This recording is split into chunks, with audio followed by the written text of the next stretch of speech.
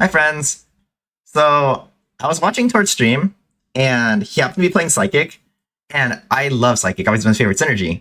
And I saw him, I tuned in around when he was going into around stage 9, and then I was like, wow, like I want to see if Torch does the Psychic Throwdown, because it's one of the best strategies in the game. And I was like, oh my gosh, he didn't do it. And so I realized that this is, not that common, or among like non-Psychic players, this strategy is not that common. So I wanted to make it more accessible. So this is a little short on how to do it. Okay, so the Psychic Throwdown basically looks like this. And we're going to break this clip, kind of like step by step. But you should just watch what I'm doing first. And then you can, we'll go back and break it down here. Okay?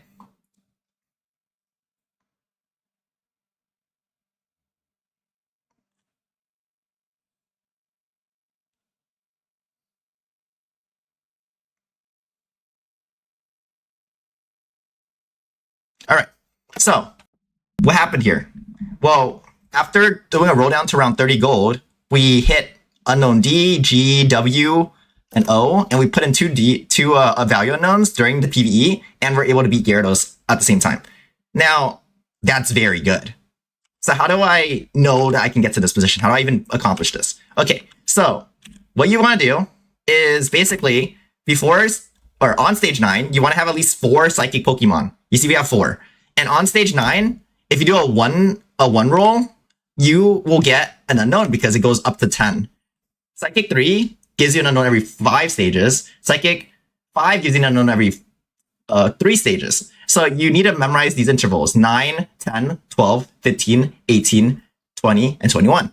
Okay? You can count it in your out loud.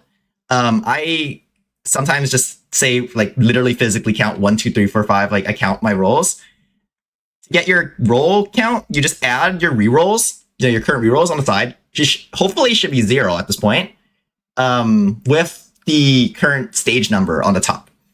And the other thing is that one thing that could kind of stump you is if you hit a Ditto on the exact slot that the unknown appears on the right. You see how I rolled here and I hit a Ditto? That Ditto has a chance of replacing your unknown. So now doing a Psychic reroll becomes a lot harder because you don't have 5 Psychic units. So when you want to hit your 12 roll threshold, you're missing a Psychic for Psychic 5. But what I do in these situations is I just keep composed and I roll, and then I hope that I hit the Psychic unit on the next runner or in the next roll around. And that's pretty much it. And then so we're on 11 here, and then we're rolling one more time. It gives us 12. And then we roll one more time. Or we're gonna roll over, and then we'll get 15. And then this is 18, if we're keeping track here.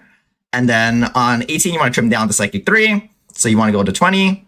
And then on 21, you want to have 5 again. So you put 5. And then on the final turn, all you have to do now is make sure you can beat Gyarados. Now, I memorized certain boards that beat Gyarados, so I know this beats Gyarados. If you don't know what board beats Gyarados, just play it safe and put 1 unknown. But you can put 2, you can put 3 in some situations if you know how to get away with putting more value unknowns. But basically, I wouldn't stress too much about it. My general rule is that an Abra is pretty good at beating Gyarados. So if you have an Abra, you should feel pretty safe about beating Gyarados. And that's pretty much it. That's how you do a Psychic reroll.